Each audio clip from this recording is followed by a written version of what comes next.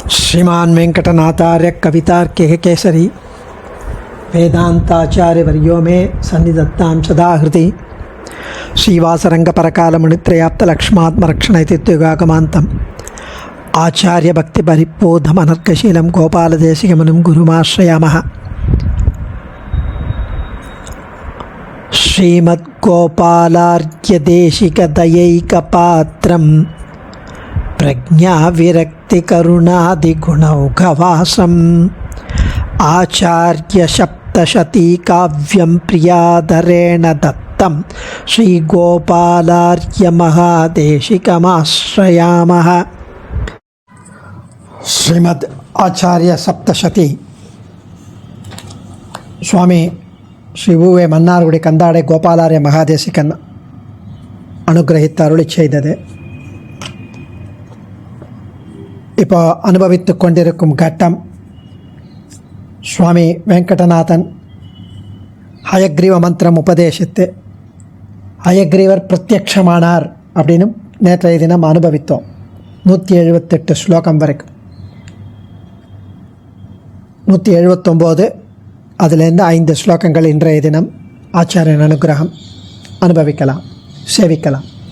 தாபத்ரய நிர்தூனன சித்தௌஷத்யா கடாட்சலேஷேன தளயந்தமாந்தரதமஹ கந்தளயந்தம் ச சத்வலதாம். தாபத்ரய நிர்தூனன சித்தௌஷத்யா கடாட்சலேஷேன தளயந்தமாந்தரதமஹ கந்தளயந்தம் ச சத்வலதாம். எம்பெருமான் ஸ்ரீ ஹயக்ரீவனானவர் ஹயக்ரீவனாய் குதிரை முகம் கொண்ட அவதாரம். அவரை தியானித்து தபஸ் செய்து கொண்டிருந்த வெங்கடநாதன் முன்பு பிரத்யட்சமாக தோன்றி அந்த அவர் வீசுகின்ற வெண்மை ஒளிக்கற்றை அது அப்படியே வேதாந்த தேசிகன் அவருடைய ஞானம் என்னும் தாகத்தினால் தாகத்தை போக்குவதாக அமைந்ததுன்னு பார்த்தோம். ஹயக்ரீவனை நேர பார்த்தார். ஹயக்ரீவனுடைய தூய திருமேனியின் ஒளி பரவியது, சுவாமி தேசிகன் மேல் படர்ந்தது, தேசிகனை முழுவதுமாக ஒளி வெள்ளத்தில் அமிழ்த்தியது. அவரது கருணா கட்டாட்ச அலைகள் தேசிகன் மேல் பாய்ந்து நனைக்கிறது. தாபத்ரய நிர்தூனன சித்தௌஷத்யா கட்டாட்சலேஷன கட்டாட்சம் அவரது திருக்கண்களின் கடைக்கோடி பார்வையானது 3 விதமான பலன்களை தருவதாக அமைந்தது. தாபத்ரயம் ஆத்தியாத்மிகம், ஆதி பௌதிகம், ஆதி தெய்வீகம்னு 3 விதமான துன்பங்களை, வியாதி, இயற்கையின் சீற்றங்கள், மற்றவர்களால் ஏற்படும் துன்பம் ஆகியவற்றை போக்கும் மூலிகை மருந்து அவருடைய கட்டாட்சம். பேஷஜம் பிஷக் அவரே மருந்து, அவரே மருத்துவன். மருத்துவனாய் நின்ற மாமணி வண்ணாங்கிறார் பெரியாழ்வார். எருத்துக்குடியுடையானும் பிரமனும் இந்திரனும் மற்றும் ஒருத்தரும் இப்பிறவி நோய்க்கு மருந்தருவாரும் இல்லை, மருத்துவனாய் நின்ற மாமணி வண்ணா. அது முதல் 3 விதமான துன்பங்களை போக்கும் மூலிகை மருந்து அவருடைய கடைக்கண் பார்வை. 2வது அக இருளை போக்கும் விளக்கு, உள்ள அஞ்ஞானத்தை போக்கும் விளக்கு. 3வது சத்வகுணம் என்னும் செடியில் மொட்டுக்களை உருவாக்கும் உரம் போன்றது, சத்வகுணத்தை மலரச் செய்வது. இப்படி அவருடைய கட்டாட்ச அலைகள் தேசிகன் மேல் பாய்ந்து அஞ்ஞான இருளை போக்கியது என்கிறார்.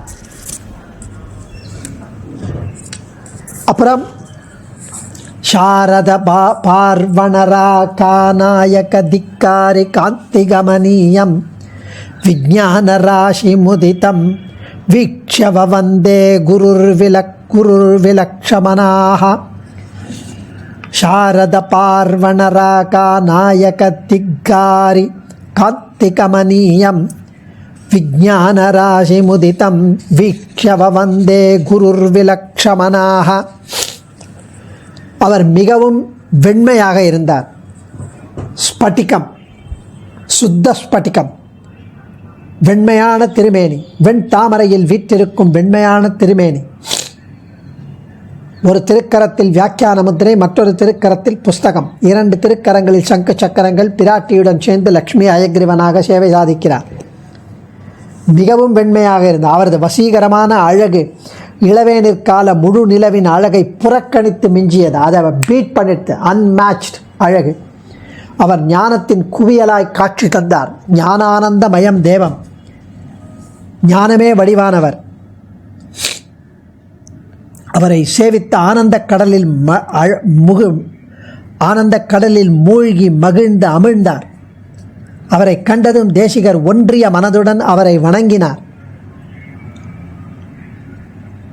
ஹயக்ரீவன் ஞானஸ்வரூபன், ஆனந்தஸ்வரூபன், ஞானமே ஆனந்தமே வடிவெடுத்த திருமேனி உடையவன், தூய வெண்பளிங்கு போன்ற திருமேனி உடையவன், எல்லா கல்விகளுக்கும் ஆதாரமானவன். அவனை வணங்கினார். தியானம் செய்கிறோம் என்கிறார். ஞானானந்தமயம் தேவம் நிர்மல ஸ்பட்டிகாக்கிருதிம் ஆதாரம் சர்வ வித்யானாம் ஹயக்ரீவம் உபாஸ்மகே. தேசிகருக்கு அவ்வளவு பக்தி பெருக்கெடுத்து ஓடியது ஹயக்ரீவன் மேல். ஸ்வஸ்மின்னுதித பிரீத்திம் கத்கத சமிருத்தியமானனுதிரீதிம் ஸ்ருதி சங்கடஹர பணிதிம் ஸ்ருதி சங்கடஹரி பணிதிம் வெங்கடநாதம் ஹயாஸ்ய ஆஸ்வாஸ்ய. 181வது ஸ்லோகத்தில், அதாவது 175வது ஸ்லோகத்தில் ஹயக்ரீவனுடைய தேஜஸ் அதை தெரிவித்தார். 176வது ஸ்லோகத்தில் ஹயக்ரீவனுடைய வைபவம் அதை தெரிவித்தார், அருளி செய்தார். 177வது ஸ்லோகத்தில் ஹயக்ரீவனுடைய ஆச்சரியமான திவ்யமங்கல விக்கிரகம், அவருடைய திருமேனி அதை அனுபவித்தார்.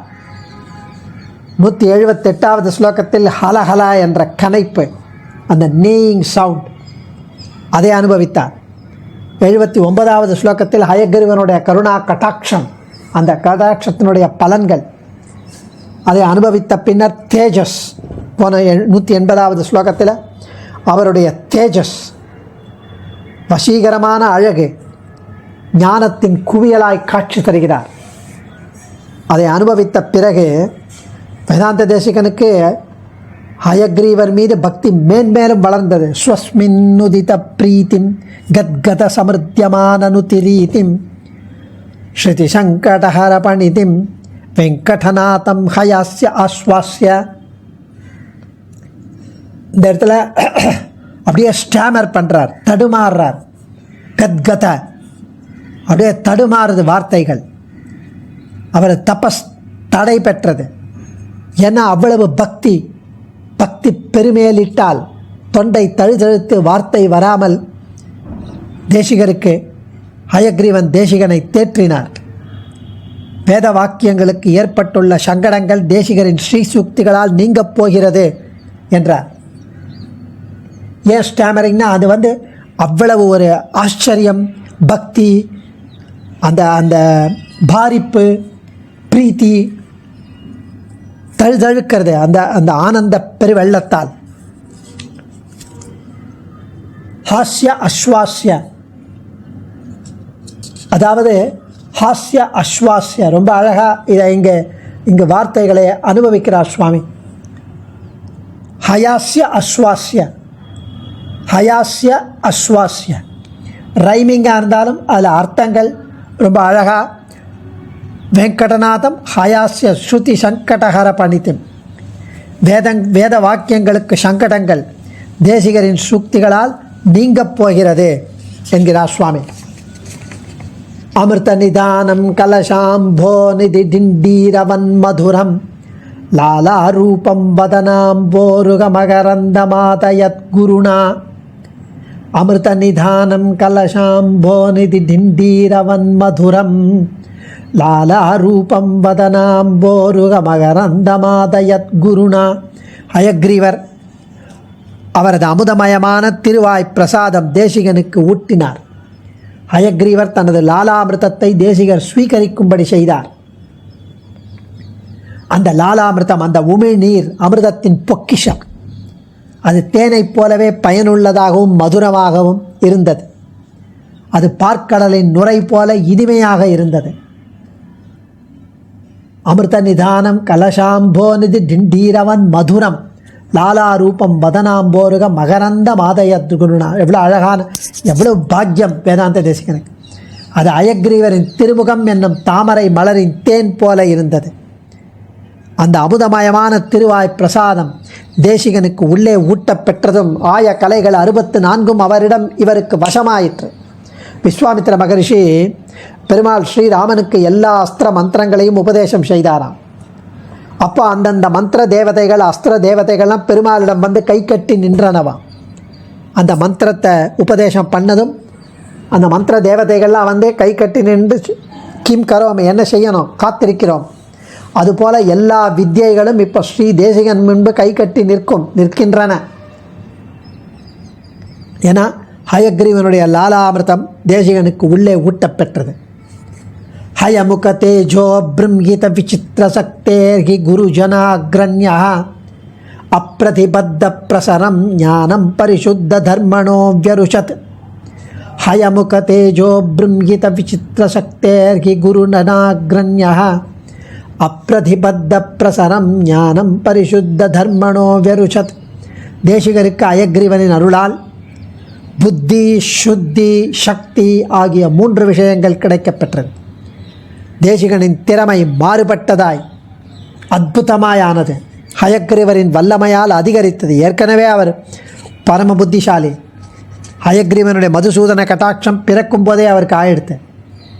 பெருமாளே அவதாரம் பண்ணினார். வெங்கடேஷா அவதாரோயம் தத்கண்டாம் சுதவாபவேத் யதீந்திராம் சுதவேத்தியம் விதர்க்காயாஸ்து மங்களம்னு. அந்த திறமையால் அவர் ஆச்சாரியர்களின் தலைவராகி ஆகப் போகிறார். அவரது ஞான பிரவாகம் தடையின்றி இருந்தது. சுத்த சத்வகுணவானாய் விளங்கினார். அத்தனை வித்தியைகளையும் சுவாமி தேசிகன் கைகூப்பி சிரம் தாழ்த்தி ஏற்றுக்கொண்டார். இப்படி ஆச்சரியமாக வேதாந்த தேசிகனை அனுகிரகித்தார் சுவாமி ஸ்ரீ லக்ஷ்மி ஹயக்ரீவன். அடியே தன்யோஸ்மி. ஆச்சாரியன் திருவடிகளே சரணம். கவிதார்க்கிக சிம்ஹாய கல்யாண குணசாலினே ஸ்ரீமதே வெங்கடேஷாய வேதாந்த குரவே நமः.